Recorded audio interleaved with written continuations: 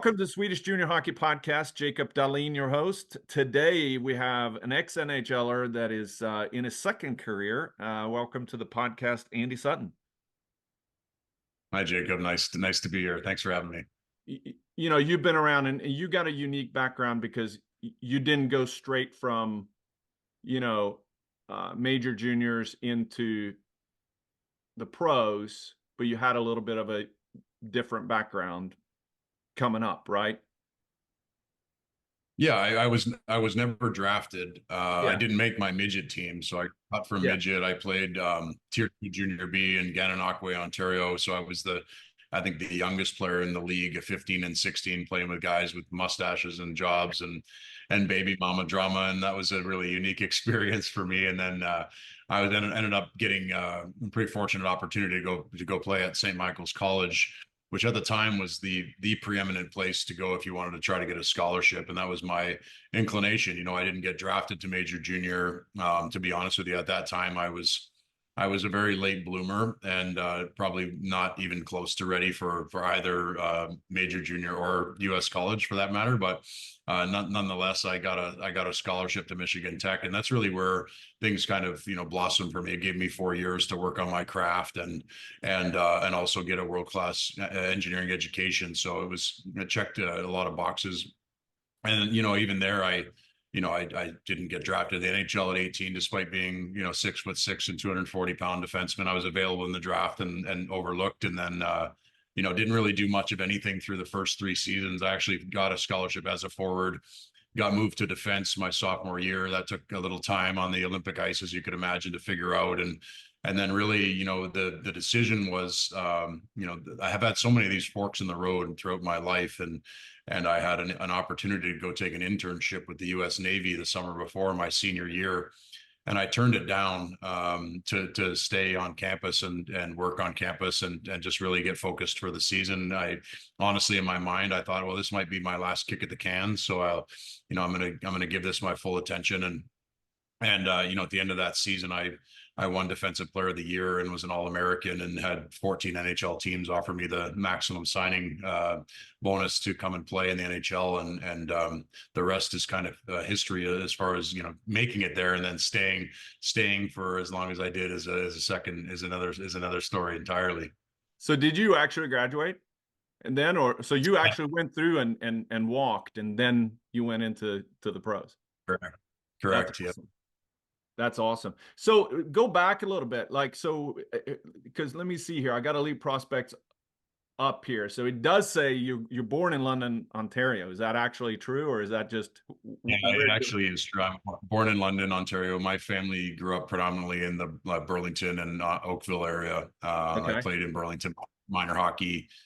Grew up an avid Leaf fan. My dad, fortunately, had some partial season tickets, so I got a chance to experience the Maple Leafs as a child, which definitely led to my love of the game. And my dad's a super passionate hockey fan and always has been. So I think we've always shared that in common, the love of this great game.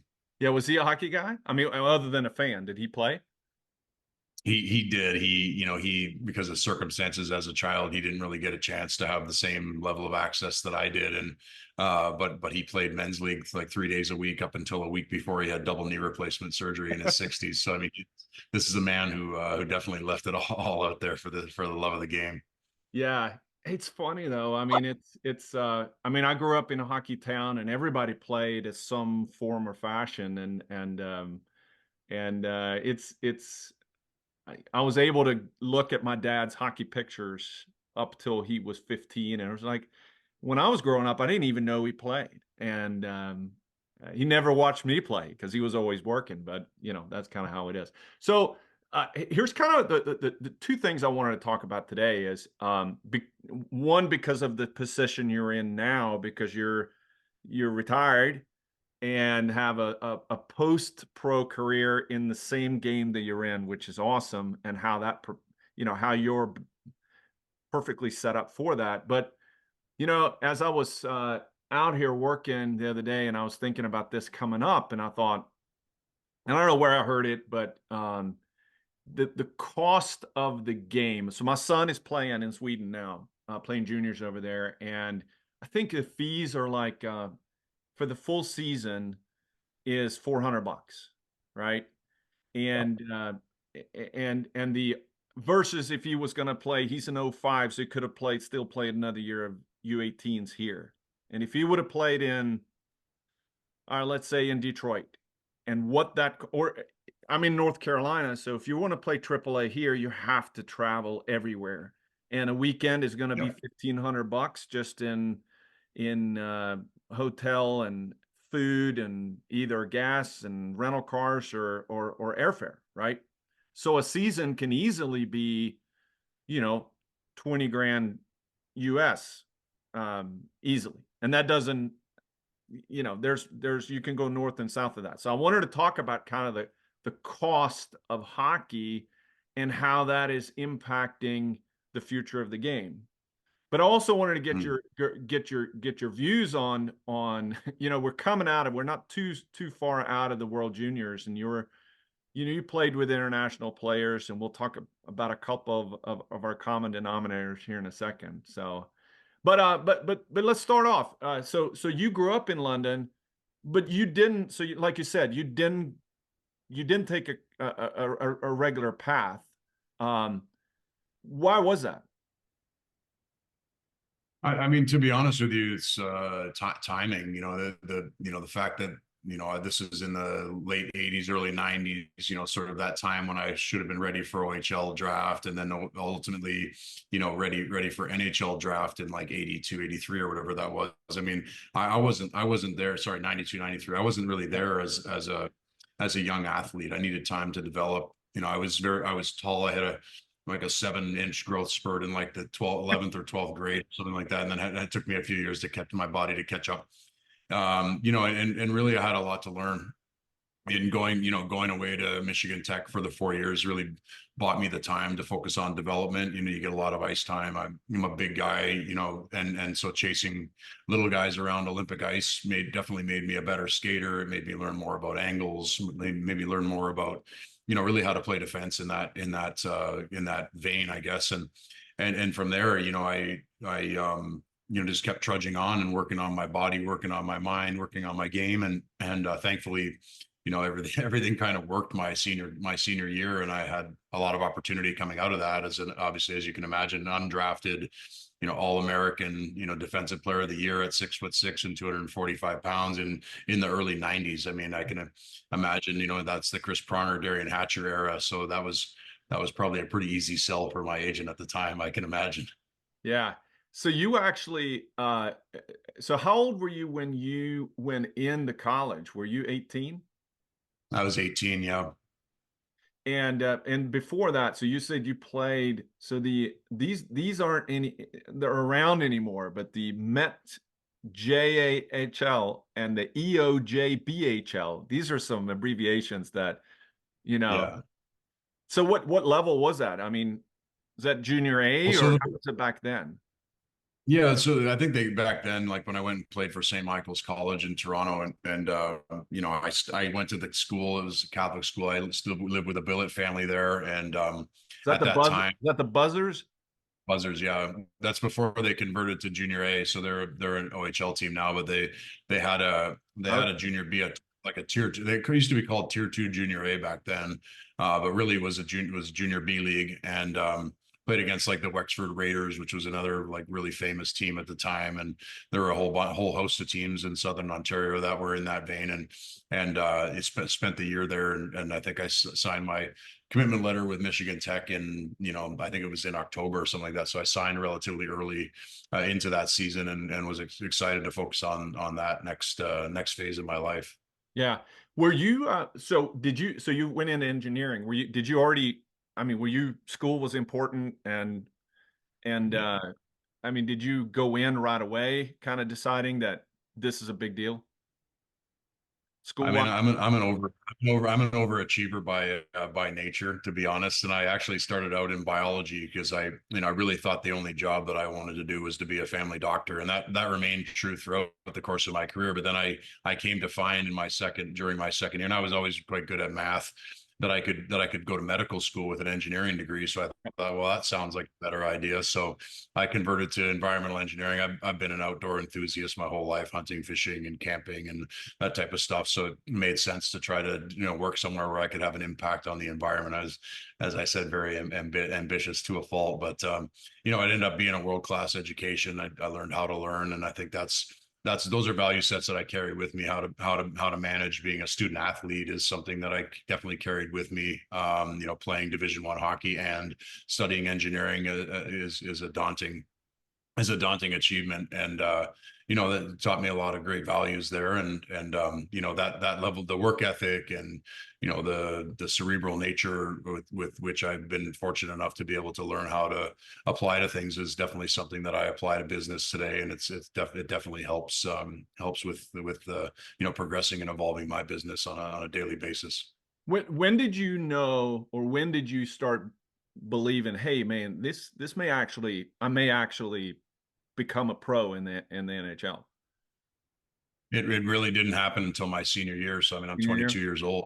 Yeah, and I tell people that all the time. If you'd asked me my junior year, so a year prior, like, Andy, what do you see for yourself? I might have said to you, like, maybe I'll dip my toes and see if I can play in the East Coast League, or maybe I'll try to find somewhere in Europe I can play for a few years, see how that goes. But I knew that I wanted to have more stability. So I think I would have always come back to the educational component, and probably would have gone to medical school at that time. But life has a funny sense of humor. Once I got started down the path of the NHL, it kind of hockey chose me. I didn't choose it, type of thing. And they pay you well, obviously, and it stretched out over 16 years after that. So I mean, look back on it now, it feels like a different lifetime. Yeah. So since this is kind of, this podcast has become more than just a Swedish junior hockey podcast, but since it does have the Swedish component in there, you've played 14, 16 years in the pros. Famous, or maybe not famous, but memorable Swedes that you played with throughout your career. Who comes to your mind? Well, I mean, there were many. The most notable early on in my career definitely was Nicholas Haviland, and Nicholas was my partner in Atlanta. We were D partners, and I like to think we were really good D partners. We were the top pair there and played against the other team's top lines. I think we played together for pretty much three full seasons. And we were the go-to guys that were on the ice when we needed a goal or needed to stop a goal from going in, 5-on-3s, 5-on-4s, critical moments. So Nicky and I shared a lot of those moments, and had a very unspoken way of communicating, where I think we were really well matched for one another. We had I'm trying to think who else was there at that time. Andreas Carlson, as you mentioned, your good friend, was on that team the first year I was there. We didn't, I got there in January, and we got beat out. We didn't make the playoffs, so we were done in early April. So I really only spent like three months with him at that point, and then I don't think he was back with the team in the fall. But then the next most notable for me, and I'll really never forget what it was like to play with and against Daniel Alfredsson. But he was the captain when I got traded to Ottawa.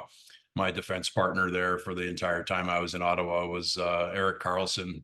So I mean, to get a chance to go there and be the guy standing beside Erik Karlsson, in retrospect of what he's done in his career, and getting a chance to play with, I think, the best leader in hockey I ever played with in Daniel Alfredsson, was really meaningful and incredible. And I know I'm leaving a lot of Swedes off the list, but I said this to you and before we went live, is the Swedes are always impressed me so much with how strong of mind that they are, the work ethic, the how tough they are. I remember Marcus Ragnarsson when I was in San Jose, and this was my rookie year, and this happened to me later. I shattered my finger and it came in sideways, and didn't bat an eye at it, but he came in and one of his fingers was pointing the wrong direction, and he looked like he was just asking for a cup of coffee, and they reset the thing, and he was back out in the game. And I just remember that across the board with the Swedes. I mean, they were always had an incredible work ethic.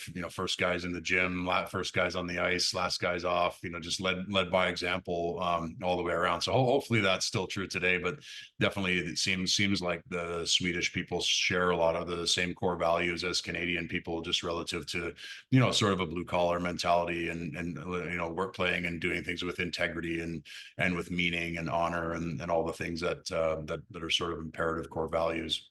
Yeah. Have you ever had an opportunity to go over there? I know you didn't go play over there. I know some did, like Kopitar and these guys. Hedberg, that we mentioned earlier, went back and played in Sweden. I think Chara was playing there during the lockout year too. But have you ever been over there now in your I sadly still haven't been. I'm actually forgetting my good friend Andreas Lilia was one of my good buddies in Anaheim. Yep. They'll keep coming to me. And you mentioned Johan Hedberg. Hetty and I were super tight. We played in the minors a little bit together, and played in Atlanta, obviously, together. And I think about Johan, and Bob Hartley used to skate the hell out of us. And I can remember he would do suicides of a thing he called I can't even remember what he called them, but we had to do these often, and Hetty could beat a couple of players on our team in speed. I mean, he could do it in less time than a couple of the players. I mean, he was just such a specimen as far as like his physique and his work ethic and his level of fitness. And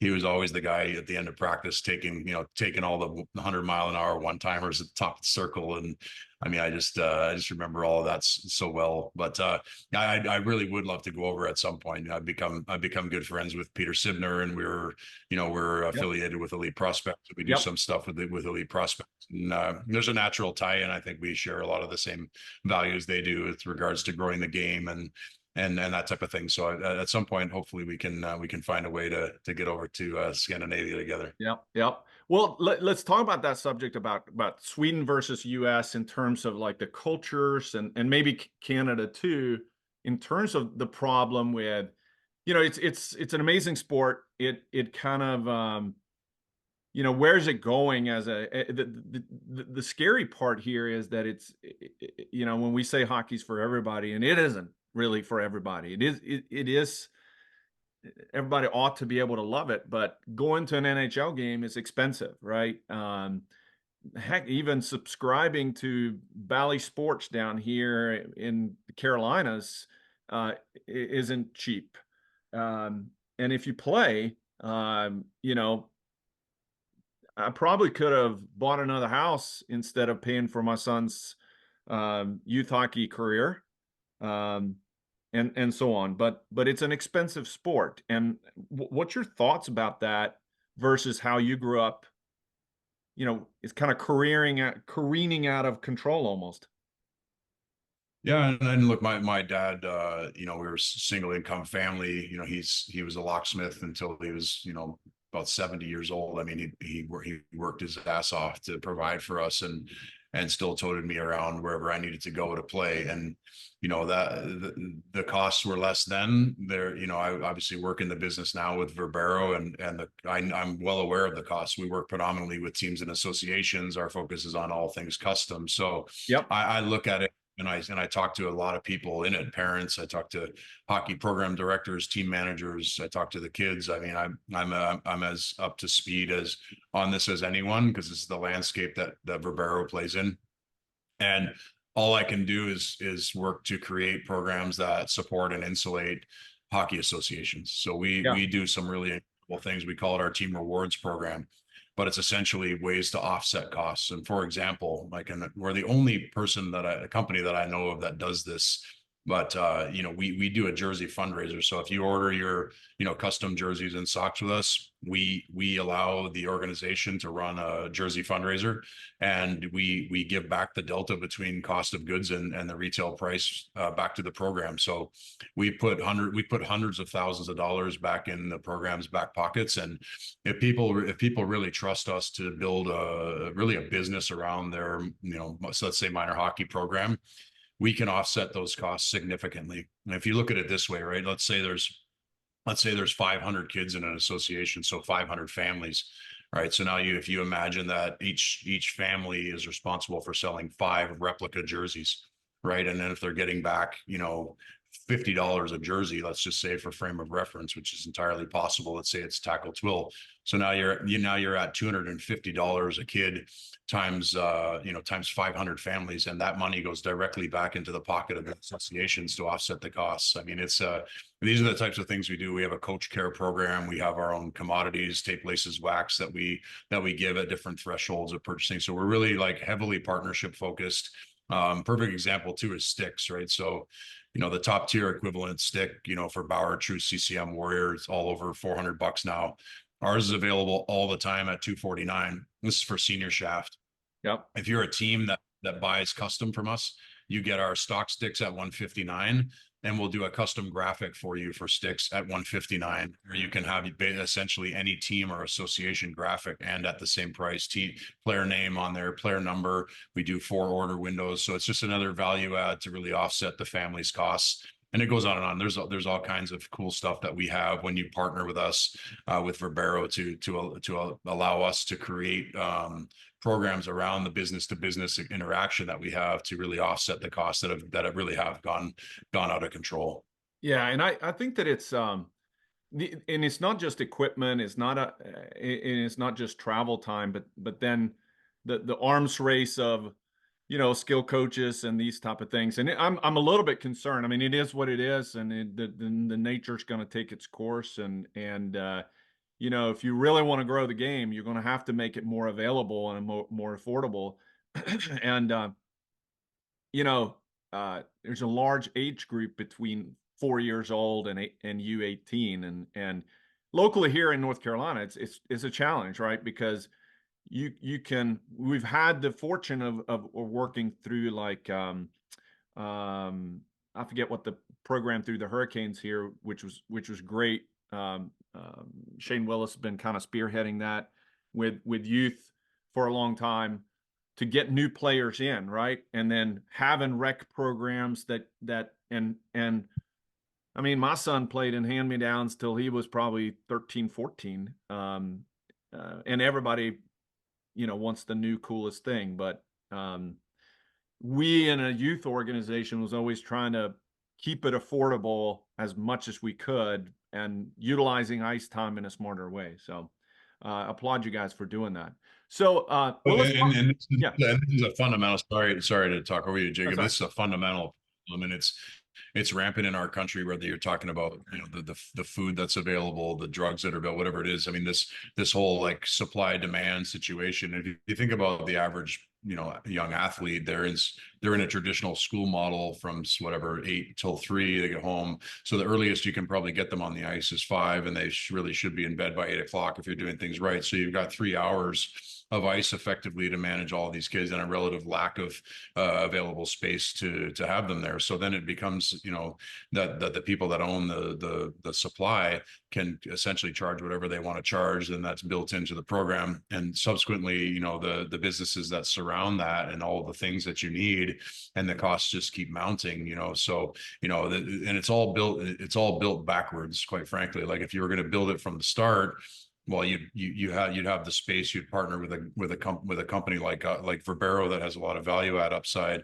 You'd offer homeschool opportunity, because then the kids can touch the ice, during the day when it's sitting vacant in most places. So there really is a lot of stuff that you can do if it was built from scratch. But again, there are a couple of groups in the U.S. that are buying up all the facilities, and the costs are not changing. They're not going to change. They're probably honestly only going to go up. So I'm mindful of this, and I can only contribute where we can, and I really am passionate, obviously, as you can tell, about Verbero making a difference in this regard.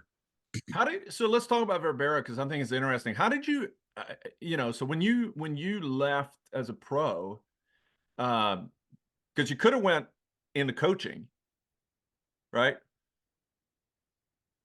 Yeah, I mean, you're saying that like that's a great choice. I mean, I just come out of a 16-year career with tremendous volatility, and To be honest, I wasn't. I was also. I'm also like educated, and I have aspirations to use my brain in different ways. And I. So really, truthfully, I tried all kinds of things. I worked in the product IP licensing space, product development space. I helped out with a lot of really cool brands and did some brand development and marketing related work in that space. And life has a funny sense of humor. And I then ended up going and working as president of a multi-brand hockey company. So I really got to understand, the retail side of things, the e-commerce side of things, really direct to consumer sales. I owned a nutritional supplement company and I owned a fishing apparel company, and I did a whole bunch of different stuff. And I like to think of it as that I was really able to amass a world-class business education. And I was fortunate to work with some really incredible people who taught me a lot of great stuff. And then lo and behold, I got an opportunity to acquire the Verbero brand. And really, I obviously had been in the game my whole life on many sides now at this point, the business side added to my playing career. And at that time I got a chance to really hear what a lot of the pain points were. And my base nature is to analyze these things and problem solve. I mean, that's sort of where my engineering background really helps me a lot. And I was really able to look at it really like a math problem and then work backwards. So we created all kinds of proprietary software, and really the main rub was in the transparency of the process, right? And like, people weren't able to see where their product was in process, that wasn't arriving on time, it was wrong, customer communication was poor, even the items themselves, like great disparity across the board relative to like what quality looks like. Well, as you can see behind me, I mean, I've worn a lot of different jerseys, thankfully, over the course of my life, so quality wasn't an issue. And I've got great manufacturing partners that we developed, programs around. We have an online team store feature that we can turn on and off. We do the jersey fundraisers that I talked about. I mean, we'll host just about anything in a dedicated team store. So from that standpoint, it was really all about partnerships. And, I wanted to make sure that Verbero was known for our ability to really provide ongoing value beyond just delivering a commoditized product. And that's why all these programs are rounded out to really surround the partners that we choose to bring on board, with opportunities to insulate the business, with ways to monetize the program, and also offset the costs for the families that are involved, while also providing value to the team managers and the people that are unpaid in these programs to take their load off, take some significant load off of their shoulders to give them their time back. Because that's the other thing that I found in a lot of these RFPs. Nobody's evaluating the cost of their time. Nobody's evaluating the cost of parental frustration. Nobody's evaluating the value that what would be meaningful for a parent to be able to offset the costs by realizing benefits of a jersey fundraiser. Because then, if it's a family affair and you live it, so if it's a family affair and now you're like, shoot, like, we need to go figure out how we can sell 15 of these jerseys, 20 of these jerseys to families, friends, neighbors, whatever it is. I mean, it all goes back, and we run it as a competition, which makes it super fun. So the families like that are first, second, and third prize, they get Verbero products, they get sticks, they get gloves, they get pants, they get a team association apparel. We build out a really fun way to manage this and make it a competition, and it's really gone well for us, from a account acquisition and retention standpoint. Well, talk about the quality aspect, because I think that there's how much does it differ, right?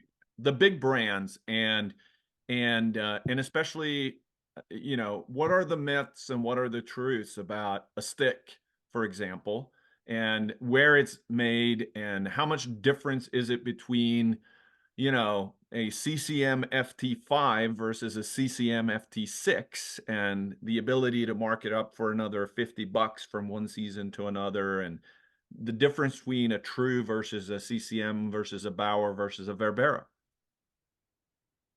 Well, I mean, you've hit the nail on the head, right? So, like, the analogy that I like to give all the time, and we have an amazing skate. We have the only true one-piece carbon fiber skate on the market. So if you look at, let's say the model's broken, right? Because the main companies that you mentioned, they're all like highly retail focused, right? The only way that they survive is by forcing minimum purchases onto the retailers, right? What's the only way that I can force you to buy something? Well, it's if I push out something that's new. It doesn't even have to be better. It can have a different paint job. It can be a different line that is identical with a different aesthetic. So in that regard, like they've already duped the customer, the main customer, and then those people's job is to go out and force feed that to the clientele that still focus on retail as an environment. You can tell when you go, say, look at a skate waterfall of one of these brands and look at, you know, how many different skates are there from $200 to $1,200 and how much they all look identical. Yep. So if you really look at the difference between the $200 retail skate and say the $1,200 retail skate, it might be $50 or $60 at the manufacturing level. So you tell me, why does a customer need to pay $1,000 for something that costs the brand 50 or 60 bucks? It doesn't make any sense. So for us, like we're a best in class product company. I've already mentioned to you like how we bring savings back, and then even the stick, right? So the sticks are always a hot button. And I'll put our stick up against any of the competitor top tier equivalents, right? So they're over 400 bucks now. We're full time at 249.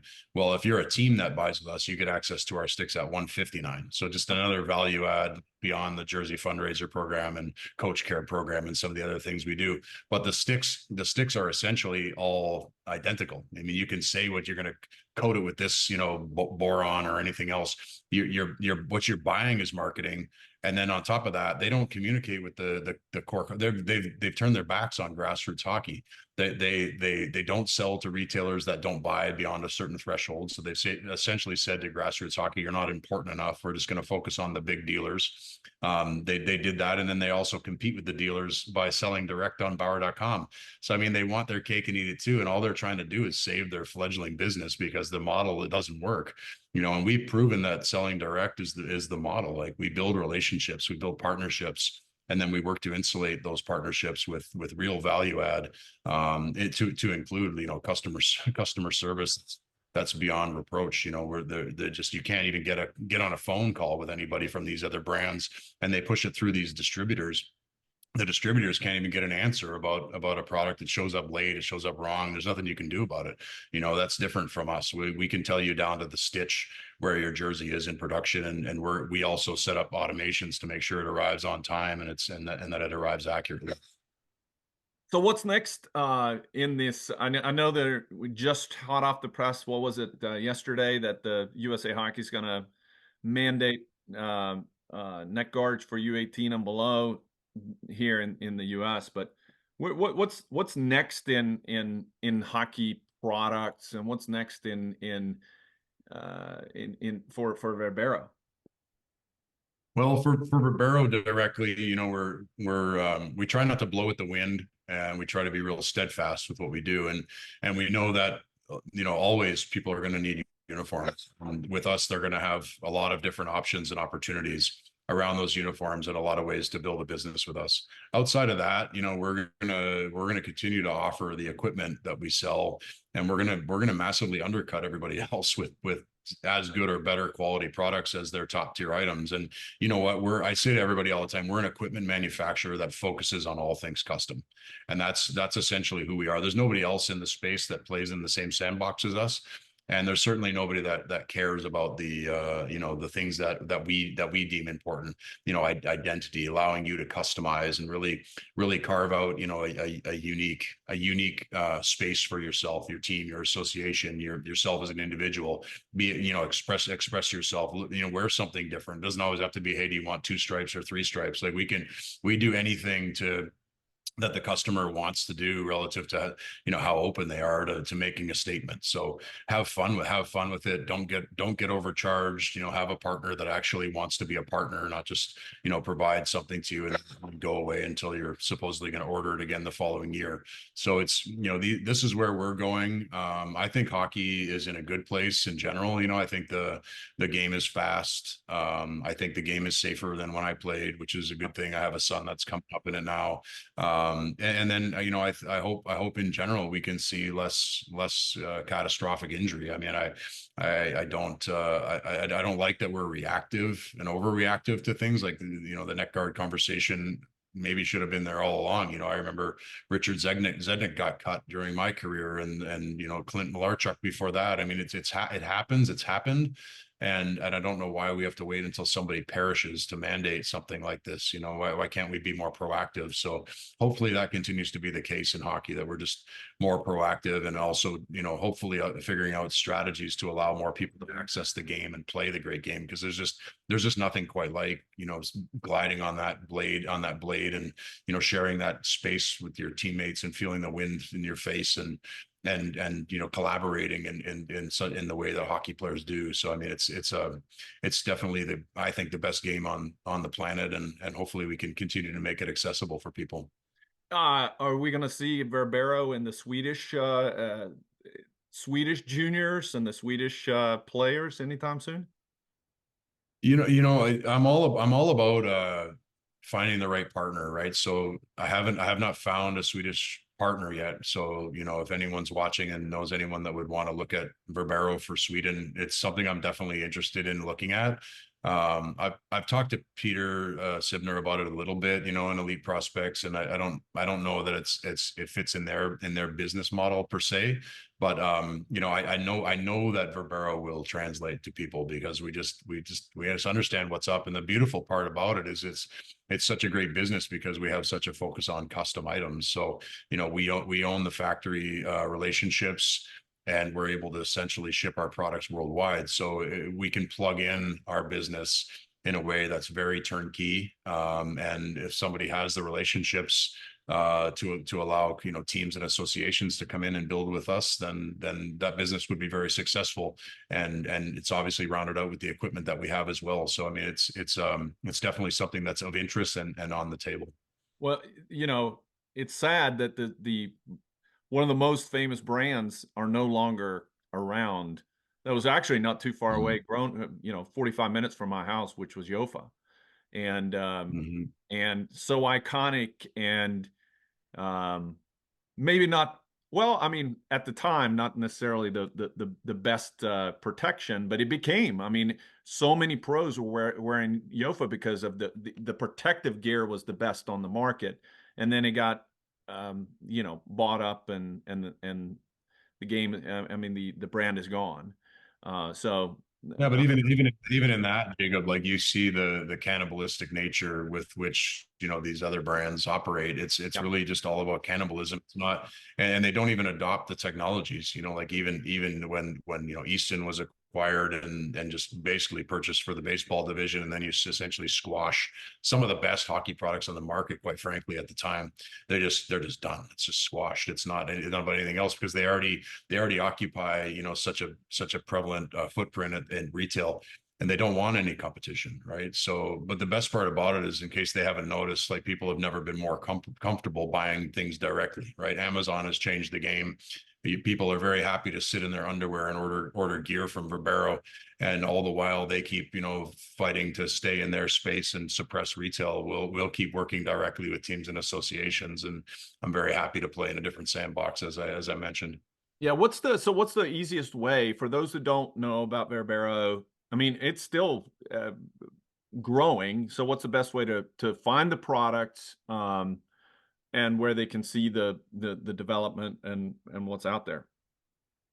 Yeah, for sure. Well, Verbero.com is the gateway. We're in the process of version 3.0 on our website. It should launch in the next couple of weeks. It's going to be really a lot more intuitive, and really about the customer journey. And you know, we're always evolving, so it's really a rebirth website too. You know, it's really been focused on our who we are today, and really making sure that we you know, guide the customer journey through our website, because we are an e-commerce company. And I say this all the time, like, I want to be the most e-commerce hockey company. So Verbero.com is the place.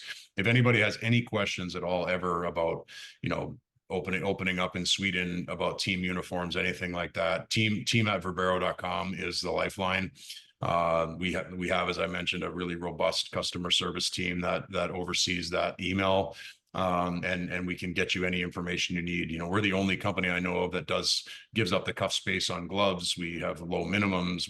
Like I said, we really just work to be great partners and constantly and consistently bring value to those partnerships. So you just have to get started, make the decision to get started, and I can guarantee you're going to be happier than anything you're using now. Well, that's awesome.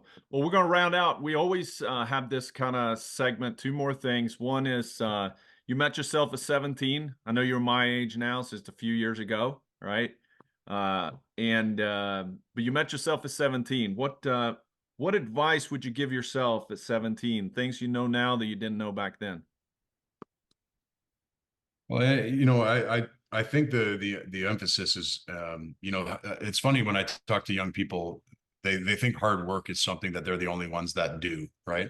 And that's not the case. Hard work is the common denominator, so you can't talk about it. It can't be something that you think is like makes you unique. If you want to make it anywhere or do anything in your life, hard work has to be the common denominator. The second piece, the thing that I would say to myself is have faith. If you're working hard and you're listening and you're open to learning, then just have faith in your journey and trust the people around you to help guide you. Trust your coaches, listen to your parents, and just have faith. And then in everything you do, just work hard and have faith, and try to learn and try to grow and try to evolve on a daily basis. That's really like all any of us can do. Awesome. Awesome. Great advice. Last thing, we have a partnership for you that are listening to this podcast before. We have a partnership which we're trying to do our part with. Our main goal is to educate and inform. Started with educate and inform about Swedish junior hockey, and we've branched out in so many ways. But targetaid.com is a fundraising platform that we partner with. And one of the segments on there, we have a presence on targetaid.com. And they just did a partnership with Djurgården, which is one of the top teams in Sweden, and helped them raise, I think they're up to 1.6 million Swedish crowns, which is about, significant for organizations there. But it's about content, right? How can we help provide some content for a youth sport organization or not a youth sport organization? But the segment is the team in your heart. So klubben i mitt hjärta is it. So for Andy Sutton, what is the team in your heart, or the close team closest to your heart? You've been with a lot of organizations. Yeah, it's a crazy one, right? And I can't say I wouldn't say you can't say Team Verbero. no, I know. What the interesting. So here I'll give you sort of the story, and then I'll give you the answer, and I'll give you the chronology. So like growing up, I was a huge Leaf fan. My dad's still a rabid Leaf fan, right? Well, over the course of my career, I realized that they're the biggest bunch of prima donnas on the planet, right? So every time I'd go into Toronto, like I developed a disdain for the Maple Leafs, right? So now I'm kind of agnostic because I played for everybody. I've been out for a decade now. I don't know that many guys anymore on any of the teams. So ironically, I'm now sort of a Leaf fan again, because it's the thing that kind of unifies me and my father. So it gives us a chance to have that to talk about and have that in common. That is awesome, and for the right reason. And I think that we all have that. I mean, that's the common denominator with when you talk to people about, yes, it's this game with this black thing that slides on ice, but it's really about the emotions, right? It's about the emotions that you have that can be with a teammate, it can be with yourself of trying to compete, but also the emotions of being. I'm thinking about my dad, who can't watch a hockey game because he just gets so mad. And part of it's because he's too busy working. He's 75 and still working, but we're 77 now. But we have these conversations of, what did you go to the game? And he's like, no, I just can't. I get so mad, and so then I don't go. But it's emotional, and I think that's great. And so when I ask that question to people, it's really people smile, and what goes back to people's question is really, yes, this is my team, and I've been playing for this one, but this is really my team, which is awesome. So we're gonna have Toronto Maple Leafs is gonna be named under your team of your heart. We'll see what kind of emotions that drives brings to other people. Andy, thanks for coming on, talking about your journey, talking about the journey that you're in and where you're going, and it's been fun having you on. Yeah, appreciate it. Thanks, Jacob.